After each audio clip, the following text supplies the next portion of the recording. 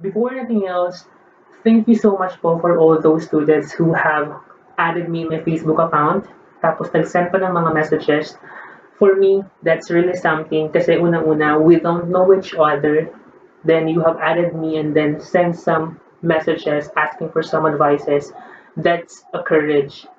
Pangalawa, it shows na I have imported something na naapektuhan kita sa mga sinabi ko dun sa first video ko about how I did it, how I passed the CPA board exam even if I'm not the smartest. Maraming salamat po. Okay? Thank you. So for today's video, I'll be sharing with you yung ginagawa kong ways on how I study accounting subjects, but that was long ago. So, but having said that, I have here a whiteboard and a marker. Pero just a disclaimer, hindi po ako maganda magsulat. So please, patawarin niyo po ako. Okay? So, accounting subjects, studying accounting. First, what works with me during college is number one, please, no, not please, but read in advance. Okay? Number one is read in advance. Normally, when we are studying accounting, predefined kasi yung mga topics eh. 'Di ba, we have the books and then in the books we have the table of contents tapos you will know ano yung next topics to be discussed. So, what you can do is read but in advance. Kasi by doing so, you are allowing yourself to create understanding based on your own. You are allowing yourself to commit mistakes and to justify kung tama yung comprehension mo dun sa topic na yun. Kasi definitely, if you read it in advance, then it has been discussed with the teacher, yung initial assessment mo about dun sa topic na yun, dun mo lang siya malalaman, okay, mali pala ako dito, tama ako dito, and it gives you pleasure, it gives you aha moments na, okay, konting na lang tama na, dito pala ako nagkamali. Tapos, ang kagandahan doon, you can raise valid questions. You can raise questions based doon sa pagkakaintindi mo kasi nga, nakapagbasa ka in advance. Second, utilize Google and YouTube and your friends. So, nowadays, ang dami ng reference material that we can use and na available sa internet. And yung mga friends mo na mga magaling sa accounting, utilize them. Ito yung isa sa na-realize ko during college. Lahat, kahit nga any questions that you want to ask sa Google or even sa YouTube, nandun eh. Laging may mga good young professionals who is willing to share their knowledge, their expertise para sa particular topic na yun. So, ang ginagawa ko before, uh, I search it in YouTube, for example, debit credit concept, and then I search it in Google as well. I receive a lot of different information, different perspective. Kasi tao lang naman gumagawa nun eh. Magkakaiba nga lang sila ng point of view. Pero in terms of understanding it, you will see a bigger picture.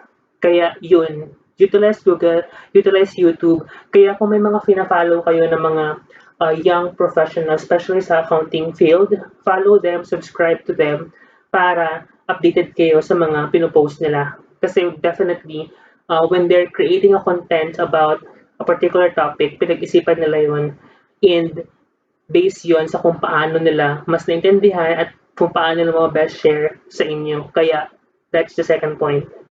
Number three, make a notes. Kasi, the more you write, the more you learn, and the more you learn, the more you know. Oh, magkaka-rhyme yun ah. Tapos, di ba kasi, when you are making a notes based on sa discussion that have been done by the professor, yun yung mga keywords based understanding mo eh. And I will go back dun sa part na you allow yourself in learning in terms of making yourself, ano daw? Basta ang point ko, it helps. Promise. Number four, find your style. So, hindi ko lang po ito yung tamang term, pero ang point ko dito is, we have our own way kung paano tayo mas mabilis natuto. Mapapansin mo lang sa crowd, yung iba, they have this headset sa tenga nila. Akala mo mga singer, akala mo mga musically inclined, pero hindi naman. It so happen na by doing that, it helps them to absorb kung ano yung binabasa nila. Yung iba naman, kumakain ng napakadami. Kasi it helps them to digest yung binabasa. Yung iba sobrang daldal, nakakapagkwento ng love life nila habang nag-aaral. Yung iba naman pupunta sa McDo, yung iba sa Starbucks. So, kanya-kanya siya ng trip. Ang point ko dito is you need to find your own kasi you need to stick sa ginagawa mong yun. Okay? Number 5, create a checklist. So, pakita ko lang sa inyo yung ginawa ko before on how it helps me in terms of studying accounting. Kasi, if you have the checklist, what you normally do is you nilalatag mo yung mga topics to be studied. So, for example lang, you have this debit credit concept as the first one, then second is meaning ng asset liabilities capital, and then the third one is ano yung mga normal balances nila, is it left or right, debit or credit. So, if you have accomplished at least one or two for that particular day, what happens is you are giving yourself satisfaction kasi progress yun and progress is a milestone, it's a movement. So, ang laking bagay nun kasi nakikita mo kung nasaan ka na at kung ano pa yung kung ano pa yung hindi mo natapos. So, nilulungkot ko 'to sa baul para sa inyo kasi mahilig ako mag-keep ng mga bagay-bagay, iniingatan ko sila. Ako lang hindi talaga iniingatan.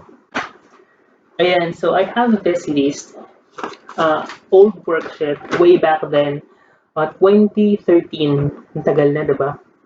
So yan, ganyan yung ginagawa ko before. I have a long list of topics na kailangan kong aralin.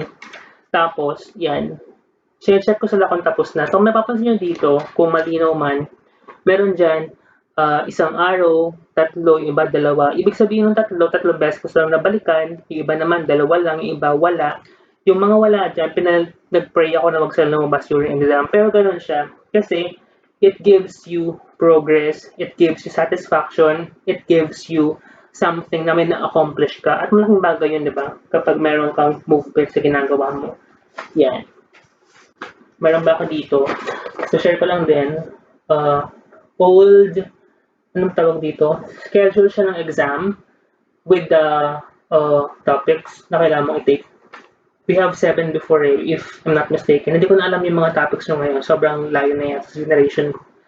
Pero ganyan siya. Yan, makapansin nyo, may ako mag-notes. Lagi ako may mga sulat. Yan, tapos, ayan, may mga notes din ako dito. Diba? Ganyan siya. Madasalin din ako dati. Gawin nyo yun na magdasal kayo. Yan, pagkita nyo dyan. Sobrang old na mga notes. Basahin ko yung iba. Number 1, if I failed, despite of giving the best of I can, yes, ang drama, no? Then being a CPA is not really meant for me. Ang arte, huwag ko na basahin. Basta yan ay May 3, 2013. Pero tungkol yan kay Lord lagi. Kasi wala ay kapit na kapit ako kay Lord nun. See?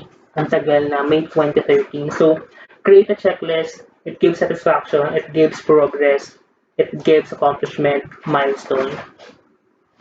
Number 6, create process flow. So, normally ang ginagawa ko is nagka-create ako ng story para mas maintindihan ko yung reason niya behind. So, for example, Jowa Bulaco Company is a manufacturing company creating a recording toy.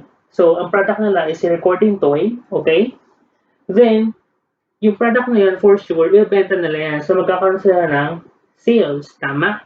Pero syempre, before sila makapag-create ng product or finished goods readily available to be sold, before na, ang process is, syempre, they purchase raw materials para makapag-create ng product. Tama? And kung they purchase, either naglabas sila ng cash or they paid it via they account it via payable, yung accounts payable natin kung tawagin. Tapos, normally, if you have products na binenta mo, since may sales ka, para makuha mo yung profit mo nun, definitely, babalik ka dito sa kung ano yung na-incur mo expenses nung kinecreate mo yung product, yung cost of goods sold. So, sobrang babaw nito, pero, I mean, yung flow na to sobrang babaw. Pero, if you want me to at least deep dive, unti-unti din sa mga topics na to, let me know, please put down your comments below regarding sa a specific topic that you want me to discuss or create a process flow para mas ma-appreciate nyo siya at mas maintindihan nyo yung inaaral nyo. I can do that for you. Pero, I can promise na sunod-sunod yung pag-upload ko ng videos, pero at least, I would definitely try my best na i-singit to kasi ang goal naman ng ginagawa ko content about this accounting thing is to help you out in terms of appreciating how to study accounting and baka may matulong ako sa inyo in terms of the pagiging CPA. Yes. Claim nyo na, ganun talaga yun. Then, yung last ko is practice. So, always practice. Ang laking bagay naman kasi if you practice solving problems, if you practice reading things about accounting subjects, you are making it a habit. At ang laking bagay nun. Sabi nila, it takes 21 days para maging habit mo siya. Ang gandang bagay kasi kapag if you are studying accounting tapos naging habit mo siya, kasi pag ganun, all of your systems sa buong katawan mo nag-work. Okay? Iba siya kunyari dun sa part na mag-review ka kasi may exam tomorrow, may quiz tomorrow, compared sa naging habit mo siyang gawin na mag-study ka ng accounting or any subjects actually. So what you can do is, kunyari for the first week, every day 30 minutes ka mag-aaral, then after 30 minutes, the second week, gawin mo siyang 1 hour every day, tapos the third week, 1.5, and then the fourth week, 2 hours. Tapos mapapansin mo siya, nagiging rhythm na siya, na mismo katawan mo na o yung mind mo o yung isip mo yung nagsasabi sa'yo na, hey, stop doing the Facebook, tama na yung pagtitiktok, tama na yung paglandi sa jowa mo. Sorry. Pero yun, malaking bagay yan. Okay? So, if you find this video helpful, please subscribe para pag nag-upload ako ng next video ko about sa mga topics to be discussed, paunti-unti, you will be notified. Okay? Baka pansin nyo dito, sobrang impromptu kasi to. Kung ano yung maisip ko, yun yung sinasabi ko. Kaya, yan. Thank you for watching. Salamat po. Maraming salamat. Yeah. See you soon. Bye-bye. Subscribe ka. Okay?